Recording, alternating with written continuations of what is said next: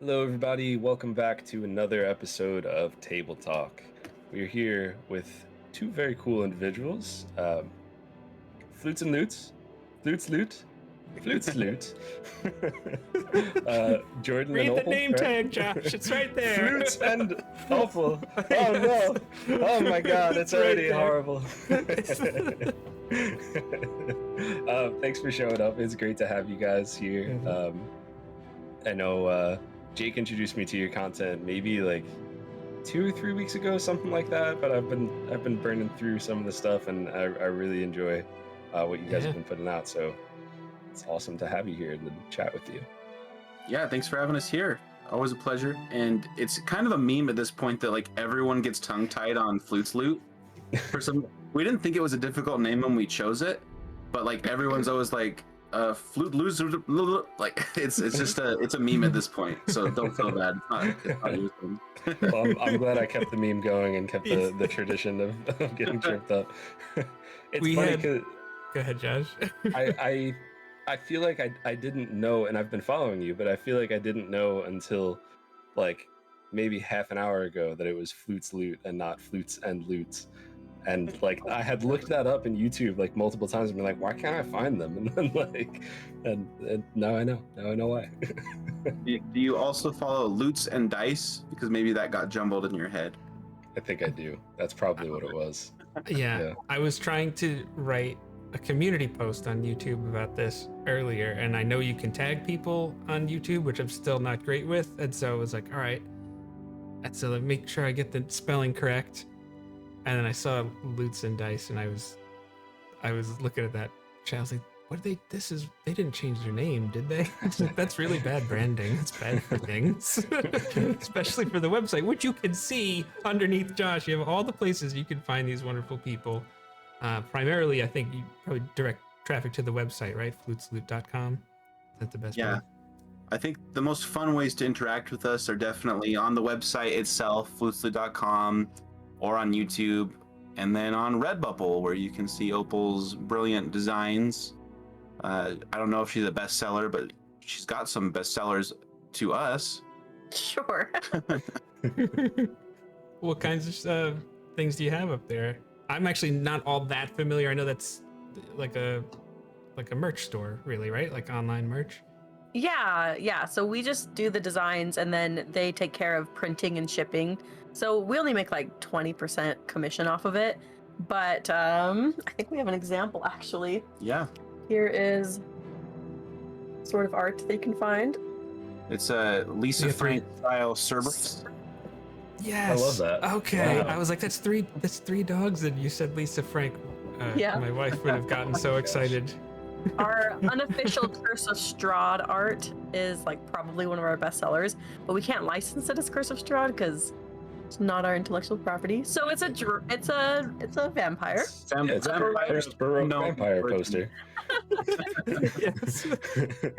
So, all right, let me get some housekeeping out of the way because I feel like I'm enjoying this too much and I want to get right back to it.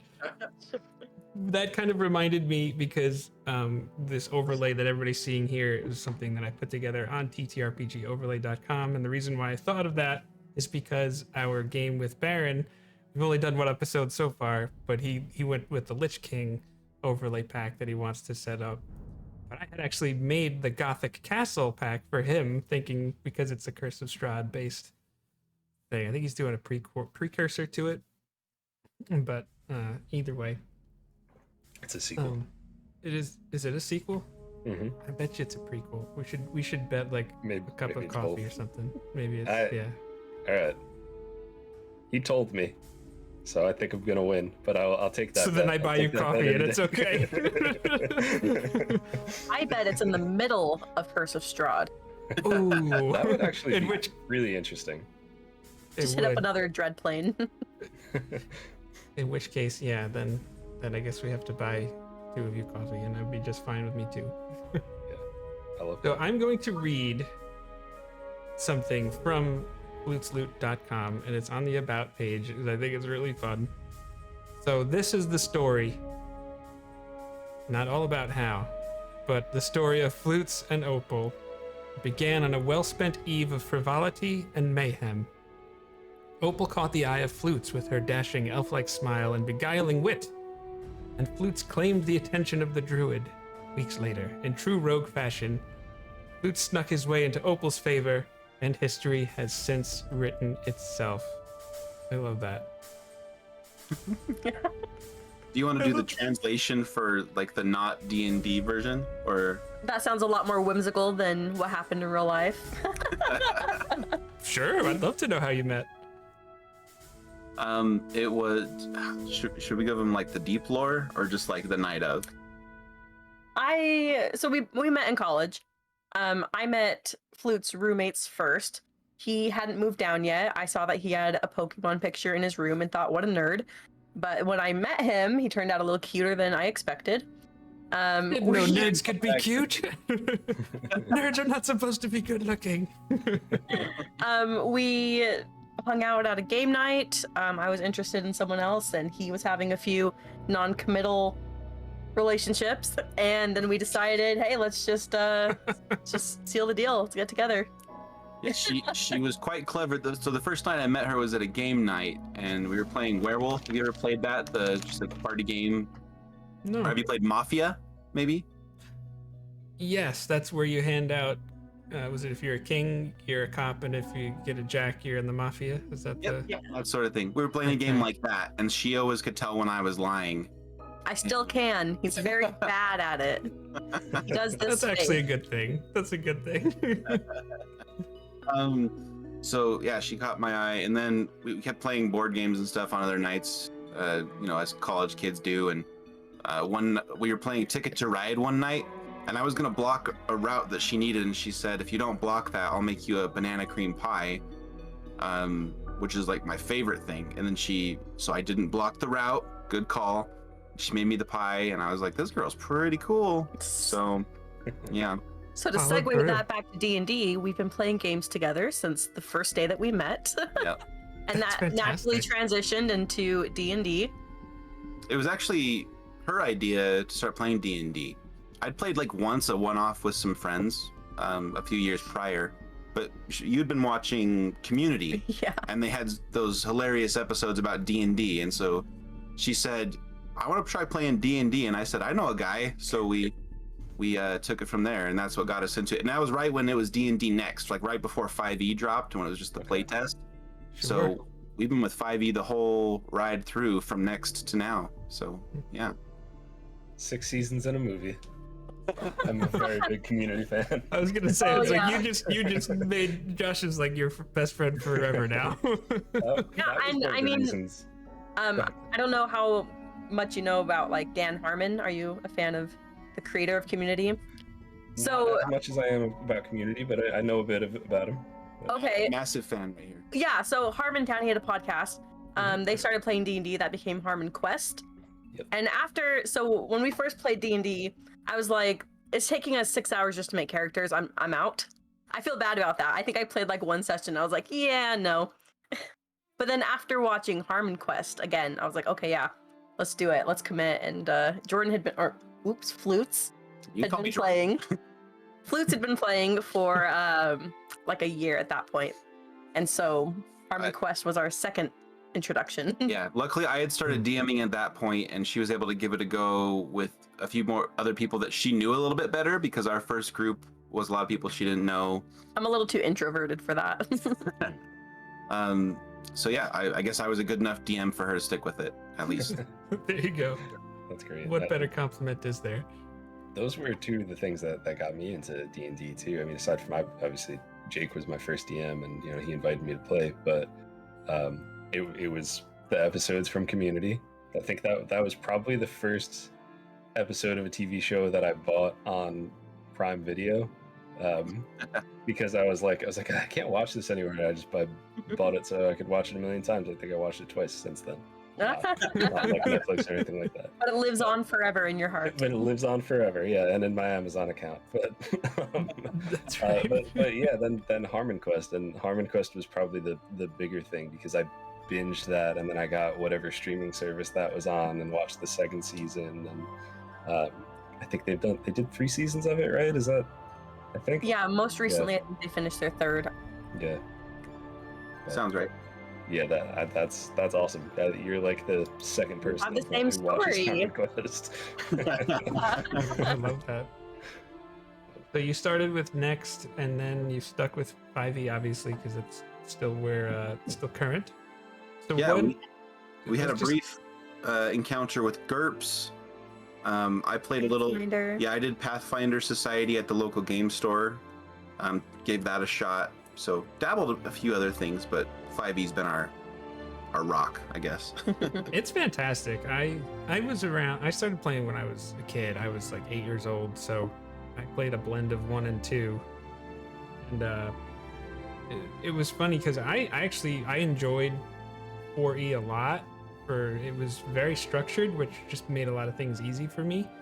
But at the same time, when I started seeing things in D&D Next, and then eventually got Player's Handbook for 5e, I was like, oh, we're getting back to our roots here a little bit, aren't we? This is nice. Like, but it was like a nicer, easier time. So 5e is fantastic. I know Vash and I are big WebDM fans, and what is it? Jim Davis usually says it's everybody's second favorite edition or something like that. That's exactly. I was like, I don't think that's true. I think it's everybody's first favorite edition. I think it's your second favorite edition. But I love the lore from old editions. I think just looking through third, second edition, even just advanced D&D lore, like it just inspires so much content for 5th edition that just isn't in the manuals. So it's good to have that background too. I completely agree with you. There's a lot of stuff where I don't like to be that negative, but it's almost shameful the amount of rich lore and history that exists that they could pull from, and it's just not there in 5e. That's kind of how I feel about it. We just know all about the Remembered Realms. The Remembered Realms, yes. It's the Sword Coast, and then 10 towns somewhere up north. That's kind of how it goes. There's 10 of them. All right, so you go ahead, Josh. You had a No, I was just gonna say I do kind of love that it also creates this quest for someone like me and someone like the two of you as well, who like 5th edition is the only edition I've ever played, but because I'm a lore nerd and I love learning about all of those random things, like I have a bunch of 3rd edition books and I have a couple 4th edition books, and I have PDFs from like AD&D and 1st edition, that kind of stuff. And it gives me a reason to go back to something that I have no reason to understand or read or want to learn about aside from just a collector's standpoint. So I don't know, a part of me kind of likes that some of the lore is left out or different, but... That's the nice way of saying what I just said. Okay, so you meet playing games. This is like, it feels like this is the foundation of your marriage, which is wonderful. What prompted you to start FlutesLoot.com? I'd always liked the idea of having a blog, but I didn't have a strong enough topic. And if you hear our dog whimpering, she wants to come in. Let us know if that's distracting. You want to go get her? That's fine too. Maybe we'll let her in a minute. But I always wanted to have a blog, and then I was taking a class in college that was social media based, and so it said you have to tweet 3 times a day, and you have to start a blog, and you have to do at least 1 blog post a week. And so I actually did that and just blogged a little bit about Dota 2, just a video game I enjoyed. Just like, oh, something interesting that happened to me with that game this week, And that was fun. But then I was getting really into D&D. I used to think I would do a blog about improv, but D&D happened, and I put my improv skills into that, and all of a sudden I realized enough people played that I could write about that and have some fun with it. And Opal has skills with creating websites, and so Flutes is lucky because he married into a web dev. Yeah, so it was easy. I think for the first couple of years I put in way more effort than I do now. But that's the beauty of being a web developer. You set it up and then it works. Yeah, right. And I also have to write content, and that's where I've been lacking in this last year. To be fair, when we started out, the first 3 articles were yours. and I was dragging my feet. Like, we put this money into it, and I was slow to get writing. It's tough to get going, but once you get a rhythm and you kind of find topics you want to write about, and you kind of find how to format things in WordPress and whatever, it streamlines a lot, you know, just learning how to do it so that you can actually focus on the writing. And then it got easier. And I think that writing for me has been a great outlet. As much as I enjoy playing D&D, I think I enjoy writing about it a lot more.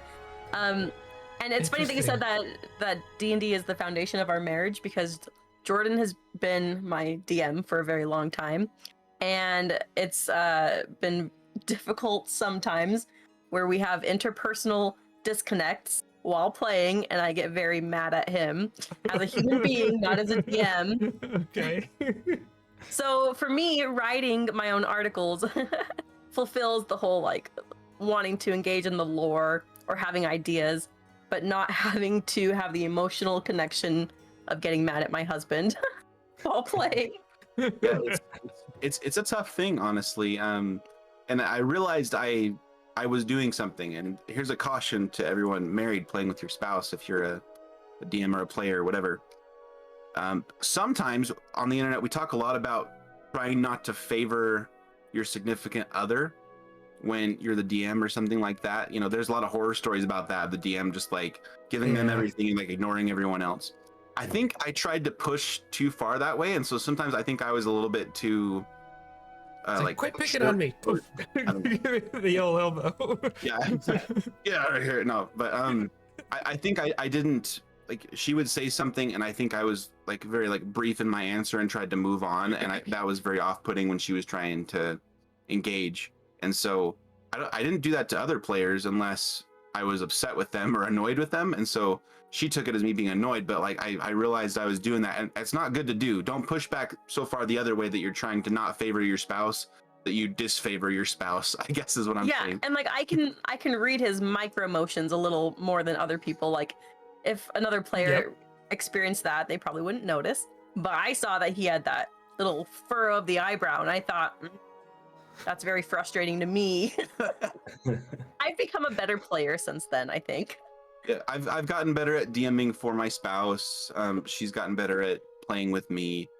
There's some growing pains. Like, not everyone, just because you like and love each other and you play other games together, sometimes D&D, a lot of interpersonal stuff can come up with your friends, and so sometimes it's hardest to play with those you're closest to if you're not careful, I guess is what the moral is. I don't know.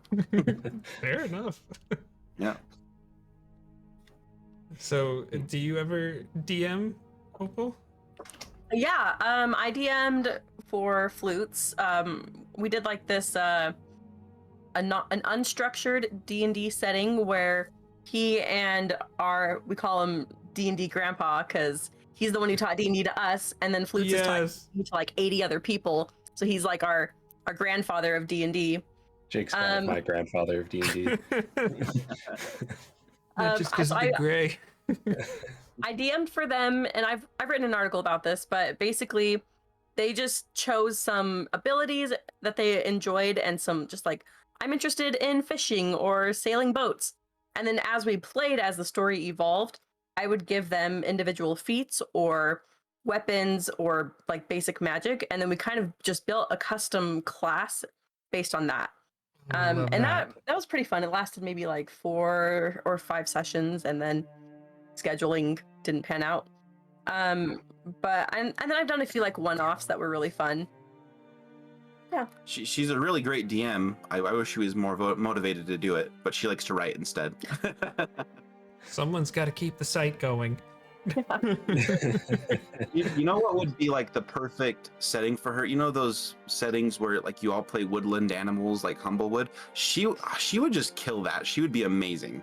Like she gets that whole vibe of like just like woodland mischief and fanciful fey mushrooms. I don't know how to describe it, but that's like very much cottagecore meets D&D. Sure, yeah, cottagecore. Yeah. Cottagecore. Oh my gosh. I think that would be the only path to really get my wife to play, because she's not very interested He's like, oh, you're gonna go have your nerd time, have fun. Like, I'll have my nerd time, and then she'll go like papercraft something or whatever. It's very interesting what some people get out of D&D. Like I was telling Flutes, when we play a Tomb of Annihilation together, and it's one of the rare times where we actually play together and we're not DMing. And I said to him that the aspect of D&D that I enjoy the most is finagling my way out of danger, which isn't very exciting for other people who want to fight or a DM who wants to throw stuff at us. But if I can get out of encounters because I'm so like witty and my abilities come into play, like I love that. Not everyone wants to fight. That's great. I feel like it's so much more rewarding to escape an encounter like that, or just, you know, charisma your way through something that was supposed to be a combat, because it's like it almost feels like cheating. It's like you wanted us to fight, but nope, not today. Not today. I don't know. I love that.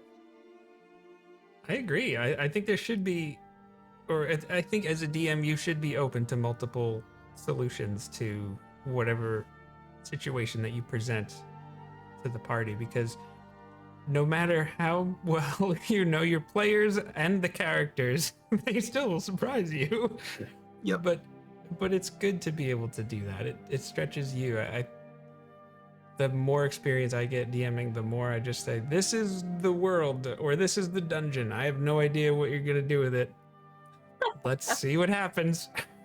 Which is another stumbling block of DMing, is like some people feel like when they first start DMing, they have to plan every second, every footstep, but players will never follow that path. So just having a general idea and then just letting them wing it, that's the only way to do it. My first one shot I ever wrote, I had all of this, like, everything mapped out. I probably still have the note on my phone, and it was just all of this, like, if this then that, if this then that, like, and it was, you know, it was like I was writing like code for a video game or something, with all of these like dialogue lines and all this kind of stuff, and it was fun. But like I feel like I've changed so much, where it's like now I'm like, all right, who are the main NPCs? What do they care about? Okay. That's most of it. Like what's happening, and then just whatever they want to do, they do. Yeah. I have more fun that way, but it's also better to not work so hard at something that won't be used. Oh my gosh, yeah, yeah, absolutely. That's where it feels like so much work. It's like it's only work because you suck at prep. Let me show you a better way. Yeah, it's a skill to learn. I think though recently, talking about when I would upset her when I was her DM, I think I've gotten over that, because I ran Curse of Strahd for her and a few others who had a good time, and I don't think you got mad at me. I think I didn't anger you during that, so I think I got over that bad habit, and I'm a better DM now. I think you allowed me to be cautious, and you didn't just force encounters that I was trying to avoid. So I think that we really understood each other's playstyle now, especially in Curse of Strahd, where I was like, I want to avoid a lot of things while still being involved in the world, which is exciting, but I don't want to die. And so you did a very good job allowing my caution to pay off. Yeah, I've learned. Have either of you had a character die?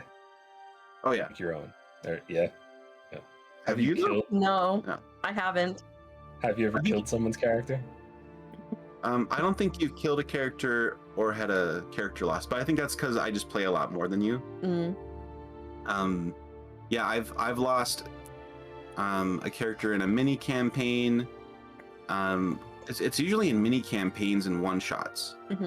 Where you don't care about your character as much, so you make big choices. I'm pushing every button I can. That's what happens.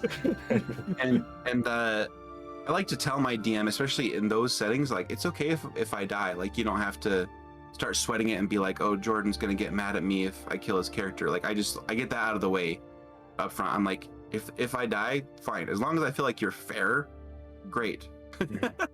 I'm not being picked on for some reason, you know. Yeah. You give him the Ivan Drago before you start. You're like, if I die, I die, and then just move on from there. Yep.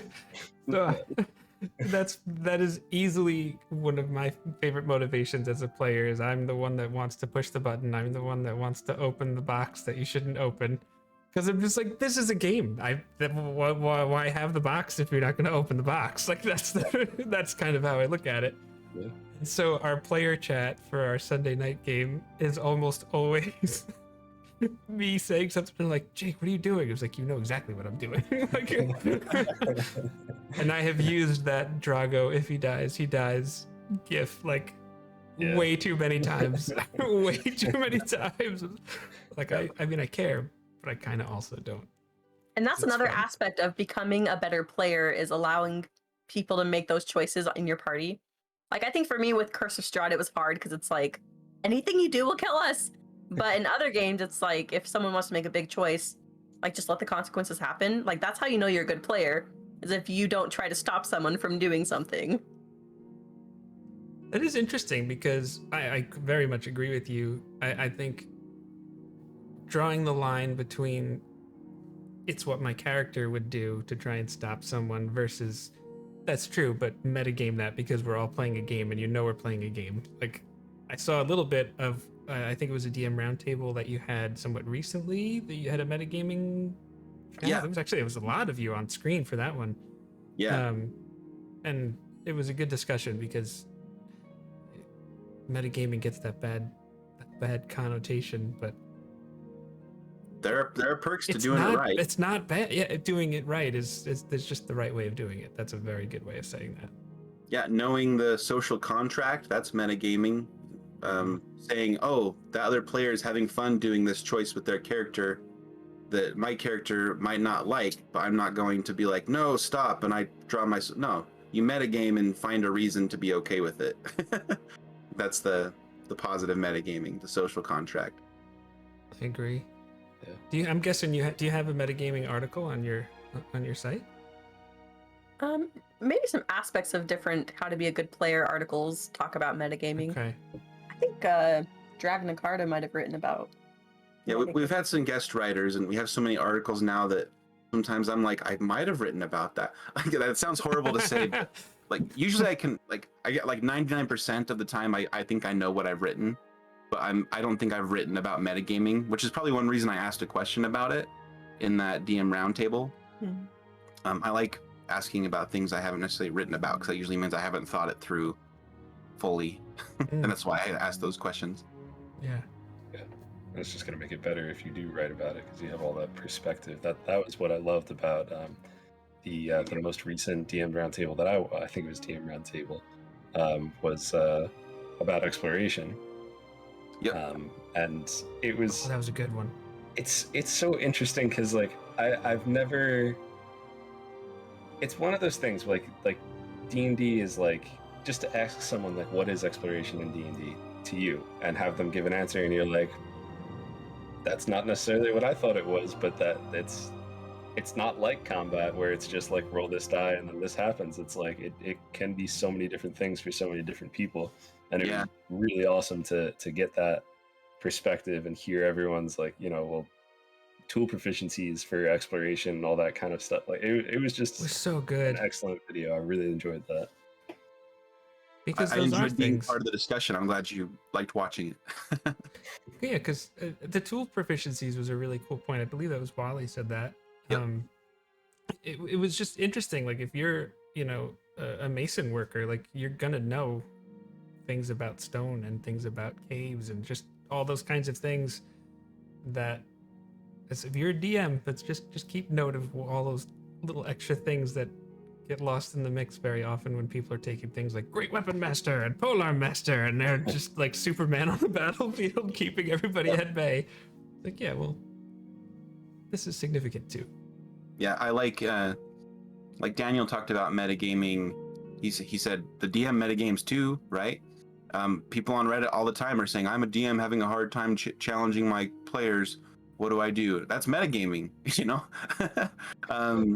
But the positive metagaming is thinking, oh, this player, let's say Opal has proficiency with the Mason tools, like you said. Maybe I should let her discover some details based on that tool, and that helps her explore. I know that she likes exploring, so that's good metagaming for the DM. It absolutely is.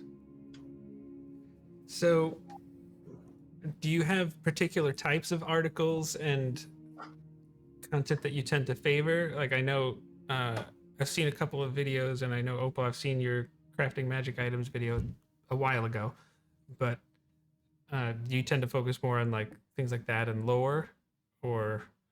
Yeah, so Flutes does a really good job writing about like the strategy of classes and feats, just like the mechanic side of it. And I tend to focus on just the more obscure mechanics that don't really have guidelines or rules to them, like crafting magic items. It had an okay guide system in the DM's guide, and then Xanathar's guide came out, and it was like, there's more guidelines, but there's still not a lot of content there.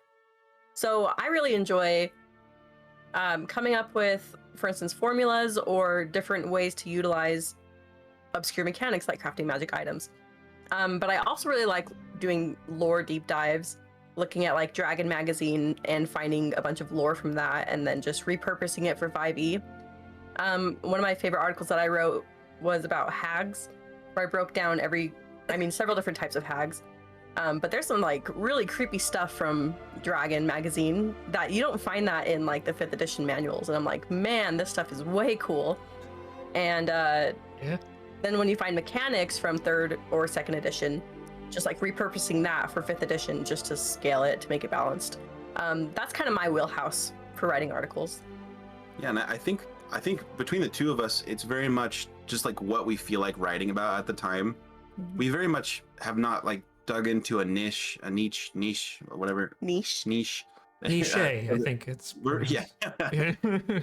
We very much write about whatever we care about at the time.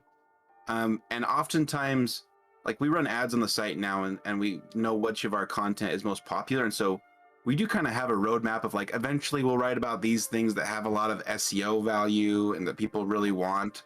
But most of what we write is probably just whatever we feel like. And sometimes we know it's like not going to be the biggest article on our site with lots of visitors all the time, you know. But you would be surprised about what content is lacking across the internet, and then we just somehow fill it, and then we're like, whoa, that article spiked. I didn't know people were looking at how to play a witch with regular classes, you know, using raw, or how to play a necromancer using raw. Like those were some articles that really surprised us, that are probably in our top 20, you know, month after month. I would imagine that would be the thing the player would be most drawn to, would be a particular fantasy, like say necromancer, that doesn't, I mean, obviously that's a wizard subclass, but still like, but it doesn't capture the essence of it. It's not. Yeah, so like if you're able to enrich that experience for someone, that's going to do really well. Yeah. Josh, you looked like I was stepping on your toes there. Huh? It looked like you were about to say something. I will jump on your toes then. I also really like writing about revising character options. I've had a few people give feedback when I gave my version of the transmutation wizard or my version of the assassin rogue, and I've really enjoyed engaging with people that read that and think, oh, that's a great idea, or I don't know about this, Flutes, maybe you should change that. I really enjoy that kind of back and forth and that creative process of like kind of putting on a game designer hat, even though I'm an amateur. I think that's a fun way to play the game when I'm not playing the game, you know, is how would I write this subclass that fell short from my expectations? Why did it not connect with me? What do I need to put into it? You know, that's really fun for me. Yeah, I just watched that video on your rework of the Assassin Rogue, and I like what you did with it, but I like that concept because it's like, I don't know if I've seen that anywhere. I've definitely heard people talk about like, what would you change on this or whatever, but just like to do just a deep dive and like, this is my version of this subclass, like I really like that, because the Assassin Rogue, as much as I love it, it definitely falls short in certain areas, and I don't know. I love like the poison resistance and that kind of stuff, and the way you compared it to like Princess Bride, and smell this, which you do not smell. Exactly. I'm glad that connected with you, because sometimes I'm like, am I just wasting my breath? Do people care what I was thinking? So I've had other people say that too. They like seeing I explain my process. Like I used to post those on Reddit, and now I don't care what Reddit thinks. But some people on Reddit, some people read my content and then go post it on Reddit and say, "What do you think of this?" And that usually gets a better response than me posting it myself. Like, look what I wrote, because that's just the way Reddit works. Yeah. But so the discussion there, people were often like, "Oh, I really liked reading this, and I liked that he actually like explained his thought process, so it's easy to kind of follow along." Like that actually helps people a lot, instead of just being like, "Here's the subclass, take it or leak it, leave it." It's like I giving enjoy that that. context and having something to relate to aside from just like that's a cool ability, or like, you know, that's I thought that was very well done. Yeah, thank you. You mentioned like way earlier improv and D&D. You have an improv background? Yeah, I've been an improv performer for 10 years for like paying people, not just like people in a theater club sort of thing. Yeah. So I'm very trained in improv, and I Jake, you watched my video about improv. You really liked it, and I appreciated the So feedback. good. Yeah, I think that's a unique offering I have for people that I keep thinking of, how can I help people more with that? Because there's a lot of surface level improv advice out there. This is one reason I really like Brendan Lee Mulligan. I could listen to him talk about improv and D&D all day, because it's totally from where my mindset is with D&D. Like everything he talks about, I totally get it. I love combining philosophy and improv and then injecting that into D&D. That's me. That's all day, you know. So that's what I've been doing. COVID really shut that down, but and I haven't really gotten back into it. But I did just text my friend who took over the group for me a few years ago. I said, "Hey, I kind of want to get back into it. Am I still welcome?" And he's like, "Yeah, yeah." But it's hard with kids, right? I used to take my kid to practice and stuff like that, and I'd like be holding him while I was doing a scene, and we'd like use him for different props in a very safe way, you know. And it was a lot of fun. This is my watermelon. Because he didn't want me to put him down, because I'd put him down on a couch to like watch, but he'd cling to my leg, and I'd be like, "Okay, come with me." So you're in the scene with me now, you know. So yeah, I love improv. It's a great way to enrich your life, get better at those interpersonal skills, and it's great for D&D. So yeah. Yeah, I love Especially that. now. Especially now, yeah. Especially if you D&D's content too. Like if you're just doing a dungeon run where you're just killing things, then I guess it doesn't matter. But I was just talking to Jake the other day, where I feel like a while ago I kept seeing Brendan Lee Mulligan's like name pop up, and I heard of Dimension 20, and I was like, who the heck is this guy? He's on like every popular person's videos, and I've never heard of him before, aside from like say WebDM, since we mentioned them before, them being like, oh, we're talking about world building with Brendan Lee Mulligan, and I'm like, I don't know anyone who watches his stuff. I don't like, who is this guy? And then like I've recently actually through Game Changer, one of their little like game shows that they do, I started watching that, and I was like, oh, this is incredible. I was like, oh wow, he's awesome, he's very talented. And I started watching like some of the clips and everything. I love those. We were talking about what was it, the new critical, I don't know how new it is, I'm very EXU behind when Calamity. it It's comes. still pretty new. Yeah, I mean, it's Okay. just finished. But that really blew him up. Now he's like household name. A lot of people like me knew him before, but now like everyone's talking about him, right? yeah, definitely. And it was it was just, I don't know, it was just funny because we were talking about like him and that those videos and that series and everything, and I'm like, Matt Mercer is excellent at world building and, you know, having his written stuff to fall back on, but I don't think there's anyone better at improv than Brendan Lee Mulligan. You just say something to him, and he's just going off on it, and I love watching it. I'm just like in awe, and I'm like, how can I learn from this, and how can I get better at this? And that was one thing that I did enjoy about the improv video as well. Like as I was watching that, I'm like, all right, these are things that I'm doing. I think I'm doing this, that, the other thing, and then some of it I was like, oh wow, okay, like let me get my notebook out, you know? Yeah. But it really is. It's such a great skill, and I don't know. I've been thinking about getting involved in improv for a long time. I gotta actually go and find a local group. I'm sure there's someone doing that in New York, right? Oh yeah, in New Yeah, York. in New York, I would think. Someone out there. Yeah, improv is great. It's one of those things. I mean, obviously, Critical Role put it on the map, and this was one of the comments I think I had on. I think it was your exploration video, or maybe it was the improv video. I forget. But the 3 pillars as role playing, combat, and exploration. Old school D&D really did emphasize combat and exploration a lot more than RP, and it seems to have switched where now exploration gets like a page or two and the DMG kind of feels like that's it. And not that there's really a ton of information out there for role playing specifically in the DMG or something like that, but that is the emphasis. There is such content that is up front that is good role playing that and good improv that really put it on the map. One tip that you had really stood out to me was don't fear silence. Because when I was telling you before we got on stream, I started content creation just as a solo Twitch streamer, and silence is dead air. So you're like, you gotta fill the silence. It's like red alert. We've got silence. Somebody say something. And so it's like I gotta tone that down. I gotta do it. That's a good teaching trick too. I've dabbled a little bit in teaching skills, though I'm not a teacher.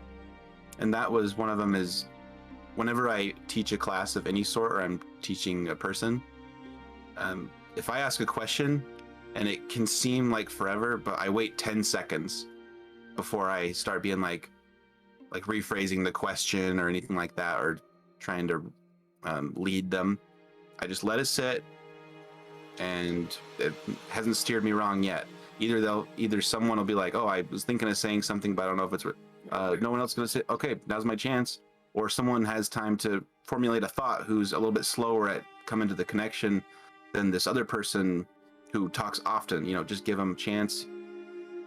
Lots of benefits to not fearing silence. Whether you're a streamer, teacher, improviser, D&D player, don't fear it.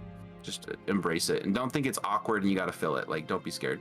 It's a big pet peeve of mine when someone's like, okay, well, does anybody have any questions? And while you're thinking about your questions, but then they don't stop talking. And it's like, I have a question, let me ask it. Especially as a player, I want to engage. Just stop talking, DM, so I don't feel like I have to talk over you or interrupt you. It works. Yep. It's a good point. It's very easy to not say anything when everybody else is talking because you don't interrupt them. Yeah. Yeah. I was taught that was rude.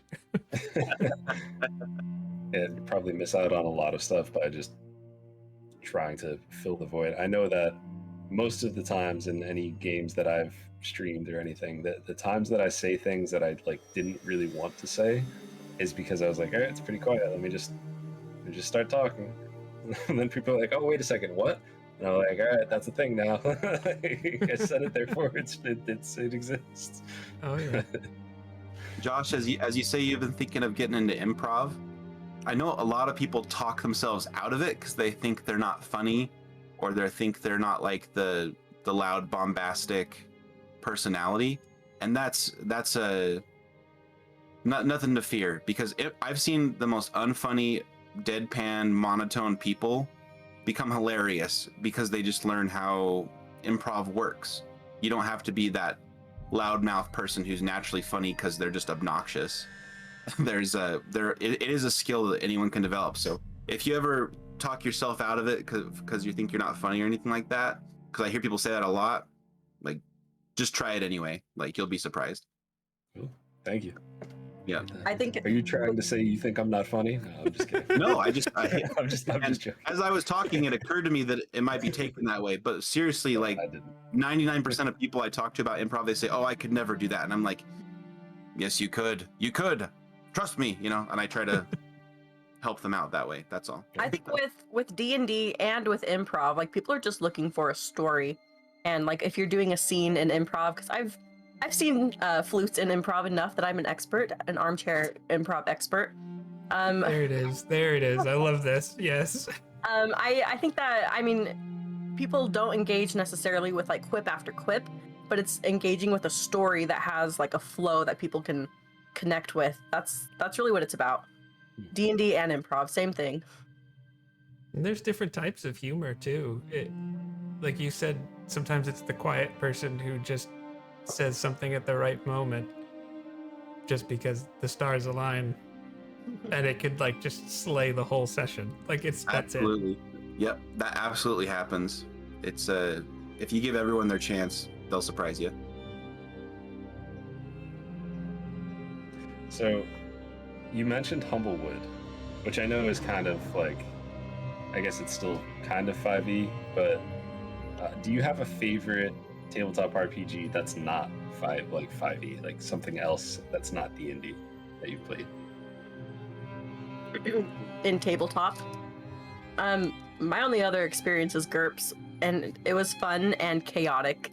It was just like anything would happen at any time. But we also did like a futuristic GURPS session. I don't know if you guys are familiar with GURPS at all.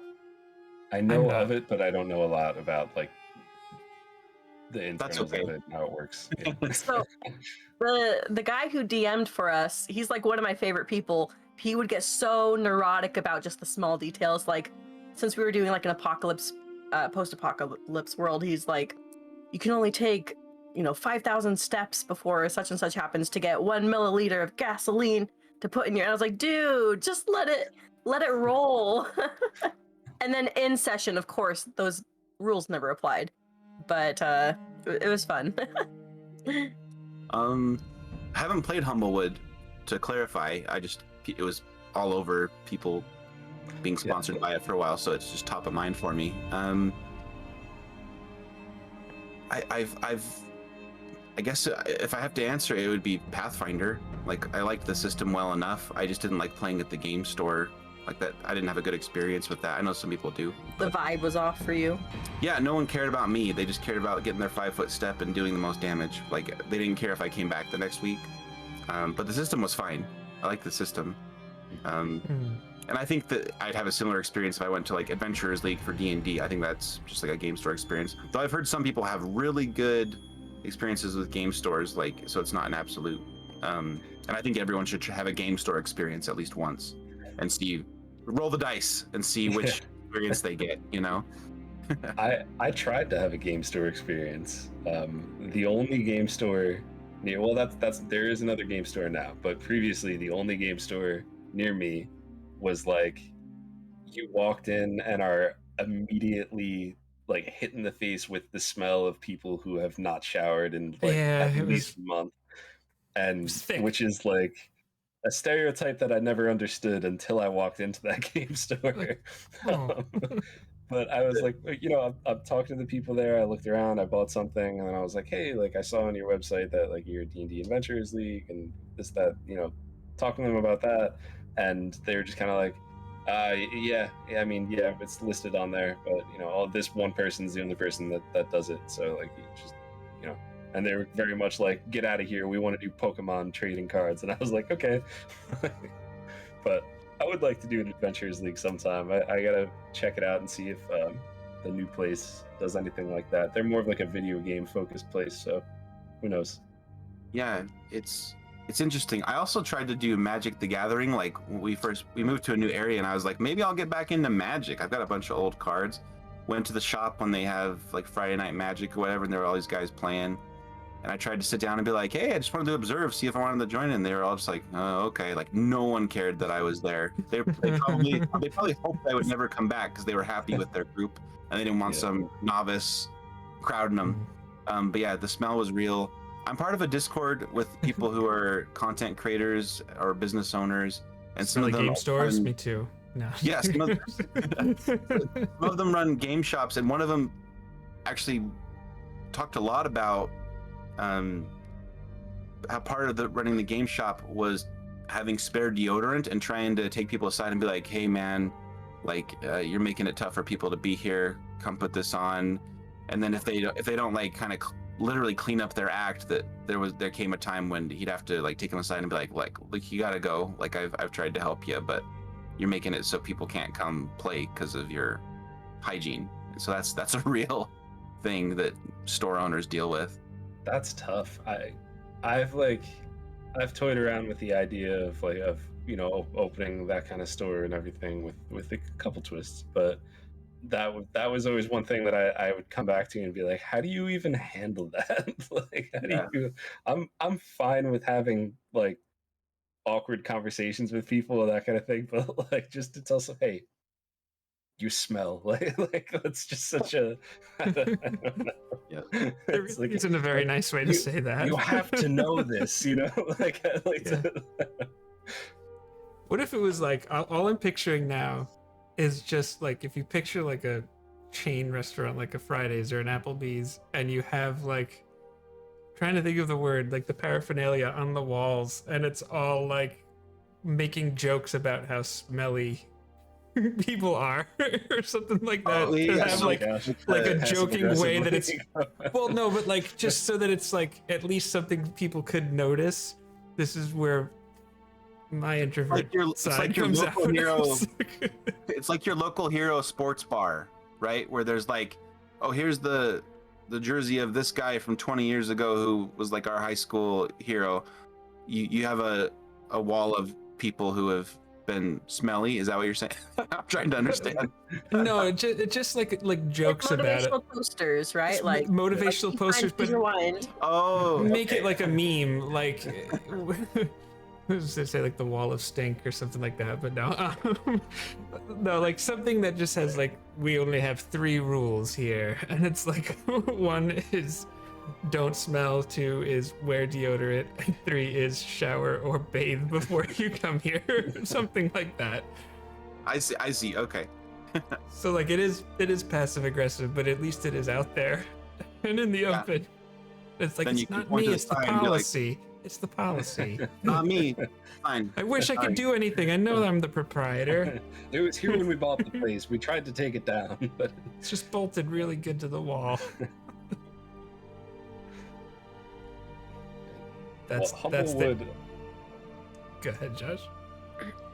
Just to rewind to Humblewood, I have never played it, but I did buy the box set, and it's just sitting off there. I feel like I've mentioned this in most of our table talks for whatever reason, but I said to Jake a long time ago that I want to build up this massive bookshelf of like all of these tabletop RPG rule sets and all, and just this amazing collection of all these different games, so I could like point it to people and be like, oh, look at this is my wall of games. I've played 3 of them, and I'm pretty much there. I'm right on the cusp of you've been getting there.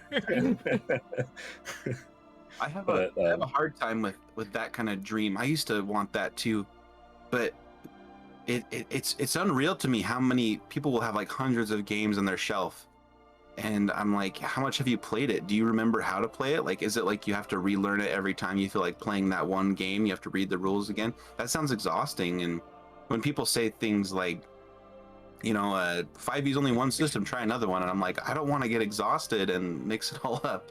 And so like I tried different ones, but I don't know who these people are that can just play hundreds of games and RPGs and like not get exhausted. I don't know.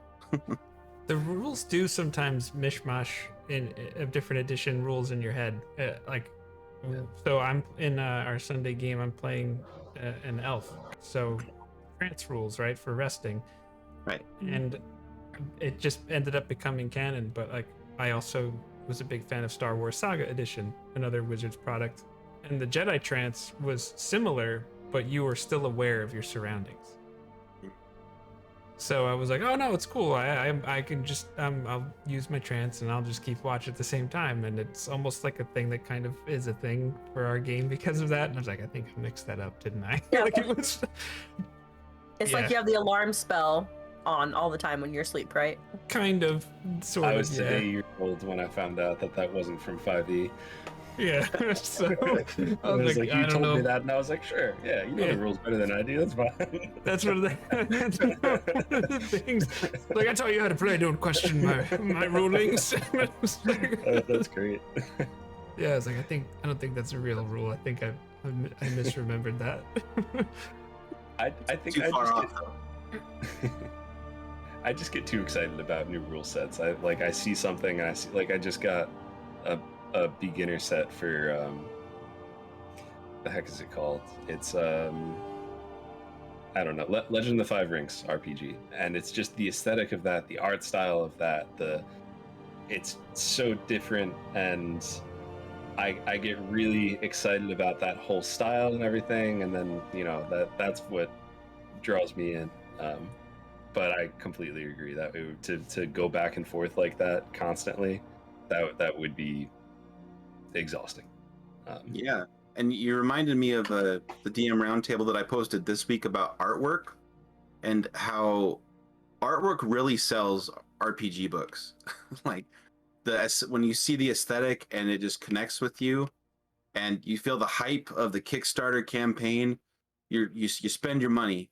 Like, but if you came back, like, if you let yourself sit on it for like 5 days and came back, you might be like, nah, like, I'm not gonna use it. Like, I do that all the time, where I get hyped and then I let it sit for a little bit, and then I'm like, I know myself, I wouldn't use it enough to be worth it. But yeah, those things sell. They more so than like rule sets. The art and the hype. You gotta have it. I agree. Josh and I recently did a table talk with Kwood Publishing, and the art in their books is incredible. And it's funny, it's Andrew. I forget the artist's name. You don't remember, do you, Josh? I don't know the artist's name. I know Andrew, and you're lucky I remember that. So. but they're in such lockstep.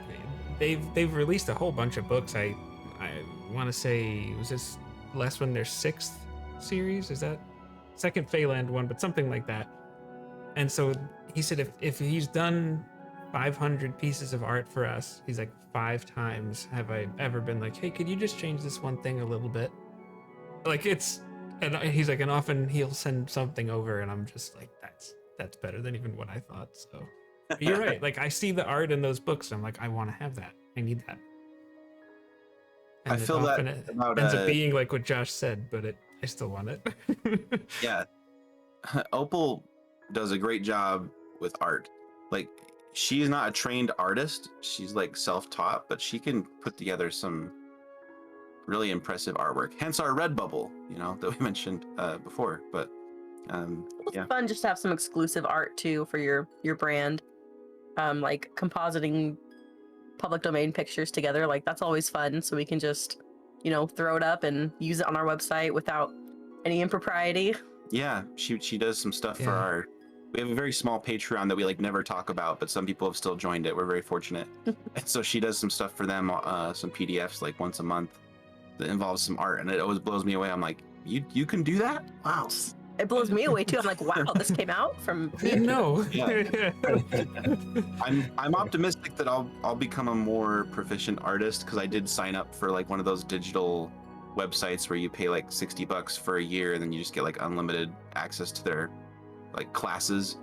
Kind of like what, I don't know if Master Class is still around, but they'd get like celebrity teach classes. It's kind of like that, but artists that are artists.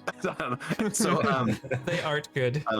Yeah, the one I'm trying to learn, I need to get like a really good like a tablet or something for doing art, but I'm right now I'm just absorbing the concepts of like doing landscapes using like Photoshop and that sort of stuff, using layers, and I'm like, oh, that's all really doable actually.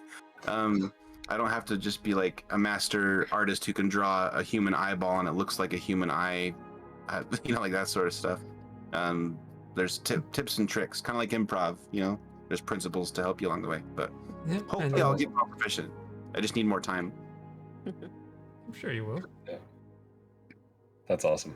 I was looking through that Redbubble for a while, and I'm actually at the cottagecore stuff now, and I'm actually a big fan. That's kind of awesome. When you first said cottagecore, I was really involved in like hardcore and metalcore, like music and bands, like way back in the day, and so originally I was like, cottagecore, I've never heard of that before. Like, is that like pirate metal, or like what like it's just gnomes and mushrooms. That's about it. Yeah, it's awesome. It's an Instagram aesthetic basically.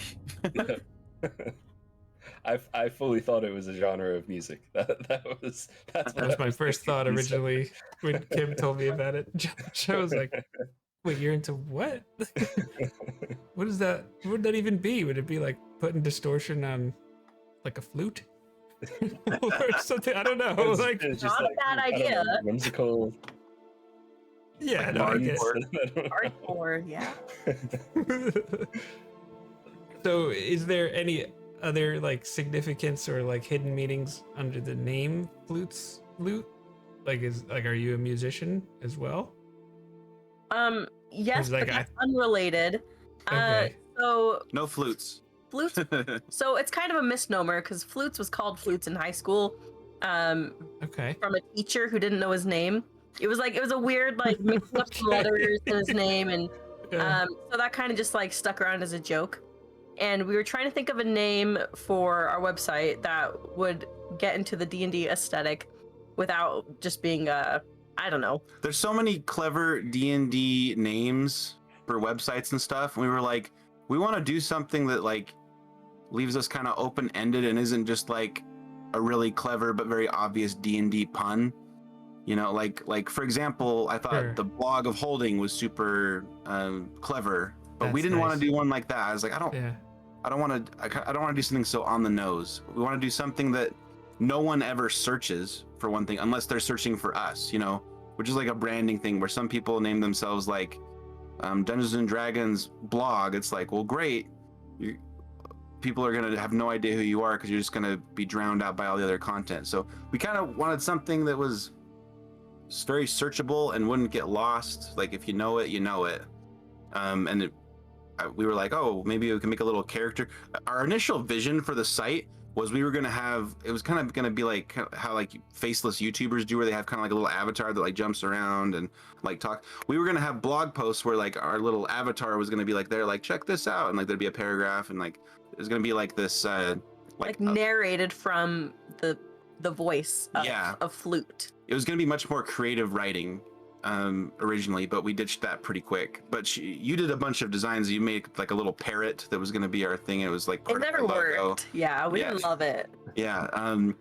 So basically, a nickname from high school plus loot. It was like our content is loot. You know, like D&D players love loot and getting items. So it was like our content is loot for the players. And we figure that if we ever have an event where we're like walking on stage, they can play in the background, give me the loot, give me the loot. That would be our theme song. I was trying to think of what overlay to use, and I was like, for some reason I want to use like the ocean adventure, like almost like a pirate theme, like you're searching for treasures. I was like, yeah, let's do that. Yeah, That you read works. our roots. There it is. Loots roots. A new segment for us. Yeah. Yeah. I love that. Did we adequately answer the question? I forgot what it was now. I think you the name of our did. site. Yeah. Yeah. I think that's adequate. You did just fine. Yes. Okay. I learned So that SEO lesson very hard with I had I still technically do, but had a coffee company that we called Coffee for You, and not with the intention of like yeah, people search that or whatever. It was just like it kind of connected with the vision that we had and like the what we were trying to do. But obviously there are many titles of things that have that in the title, or whether it's just part of what's written there. Like for instance, is coffee bad for you? Yeah. So it's just like all these, you would search you would have to search our exact like website for it to come up. Otherwise it would just be like all of these, Dr. Oz or like the View or whoever talking about coffee. So Yeah, that's it. We try to avoid exactly that problem. The only other thing that comes up when we search Flutes Loot that seems like they have some content that overlaps with us is a site that sells wine glasses, because there's like a style. The flute of a like glass. Flute of a glass. yeah, and champagne flute, sure. like it hasn't been a problem, but we did notice it was there. It's like, oh, Google found someone who matched us, and it was a wine glass store. it's kind of cool. Eventually, you could make some sweet wine glasses and sell them on the Redbubble. Yeah. Need. Flutes. Yeah. Flutes. Yeah, the content writes itself. Very punny. Very punny. And then kind of like naming your kids, I guess we should say we tried to make a name that wasn't an innuendo or something that would make people giggle. And believe it or not, we still failed. If you think about it hard enough, we've only had one person laugh about it and we're like, oh, someone saw it. But yeah, it can be an innuendo. When you put all of it together, the two words together, it's not a big deal. I'm It's actually very- curious, but I don't want very to ask you to do that. It's esoteric. It's out there. If anyone wants to figure it out, Urban Dictionary might help you out. But yeah. Gosh, okay. I don't know. I'm just gonna keep it Are to you myself. brave enough to say it? That stuff, that stuff always goes way over my head. I'm like, what is that? We didn't want to have a name that Bart Simpson can make fun of. Oh well. There you go. Well, I feel like it's been such a wonderful conversation. Do you have anything else that you'd like to share or say about your content? I mean, the symbols are there on screen. I mean, you got Facebook, Twitter, YouTube, Redbubble, Pinterest, all of which I would imagine you can find links to at flutesloot.com. So if you want to support, I'll support just an open here. I'll plug once again what Flutes brought up. We have a Patreon that's pretty low key, but we do several tiers. Obviously, one's just like a Discord tier. One is just like just support us, which is great. But then above that, we do like monthly maps. Monthly, you get access to articles early. Like if we write 2 weeks in advance, you get it immediately. And then above that, I do a monthly PDF. Like I've done a myriad of Warlock patron options for the Shadowfell, I think. Yeah. We've done like campaign settings or 3-shot adventures. So if you're interested in our content, then our website's a great place to start because obviously you can just read that at your leisure. Yeah. But we would like to plug our Patreon. Yeah, I think the biggest perk with our Patreon is that we do an exclusive Discord. I know you guys run an open Discord, and that's impressive. Or at least maybe it's by invitation. I'm not sure because you invited me to join it. But Anybody can. yeah, you seem to have a well-oiled machine and know a lot of bells and whistles with Discord. Ours is super simple, but anyone who talks to us in it, we're very responsive. That more so than like anywhere on the internet, and so that's like the main perk of our Patreon, I think. Yeah, it's pretty quiet in there because people are pretty chill. Like, when things come up, it's like a really good discussion, but usually everyone's like I said, it's chill. They just want to support and I guess be part of the community. That's Great. Those are the best Discords where like your phone's not constantly blowing up, but like when it is, it's something that you want to be a part of, and people are there to talk if you want to. So. Yeah, exactly. Sometimes they need advice. Sometimes they really like some content we put out, or they want to discuss it further than what we discussed in the article, so that we just continue that conversation. Yeah, like I'm probably one of the most responsive YouTubers. I respond to like every comment. Like I'm like, it's my code, that I ninja way. It's my ninja way, my nindo, to put it in our terms. But going a step further and having like that real time conversation, I think is like the most fun. Instead of just going back and forth in the comments. Yeah. It is nice. Yeah. I try to make sure I'm responsive as best I can. Working from home makes that a little easier. But yeah, it is nice to know that you're going to get a response if you ask a question. It's very helpful. Absolutely. Yeah, those are the Discords that I stay in because I mean, being involved with Twitch, like we were like with our background, there was like I used to be in so many Discords, and it's just if the person you're there to talk to doesn't want to talk, then why are you in the Discord? But, yeah, that's a really good point. I can relate to that. I'm in quite a few now that I'm like networking with people, but there's only a few that I like really watch what people are saying, eager to jump in. Yeah. And I talk to no one. Unless it pings me. Yeah. I'm a heavy user, I guess. She's very casual with it. It's nice that you can customize the notifications to your liking in that way. Game changer. Yes. Yeah. Yeah. But that's awesome. I would encourage anyone that's watching this, if you're watching this on YouTube, obviously hit the like button. It's nice. Even if you can hit the dislike button too if you want, but that's just mean. Whichever. Yeah. It It's helps still either way. engaging. It's either way. YouTube goes, oh, this is something we should show people. What does that say about humans? Just think about that for a moment. But yeah, I would encourage you, if you're a subscriber of J&J or a follower here on Twitch, just go find out and check out flutesloot.com and really go find and support these wonderful people that we've had here, because it truly was a pleasure to have you. I like the way you approach this. I think it's wonderful to see, a married couple have the married thing in the games that they play. So that was, I don't know. I've gotten those looks from my wife too. So you're not alone, Jordan. But yes, I think on that note, unless anyone else has anything else to add, I think maybe we might send it there. Are we going to shift into politics now? Are we done with D&D? No, Yeah, on that I was note, hoping to get thanks to for religion watching. All right, so thanks for watching, and we will catch you next time. Take Thank care, you. everybody. Thanks, everyone. Yeah.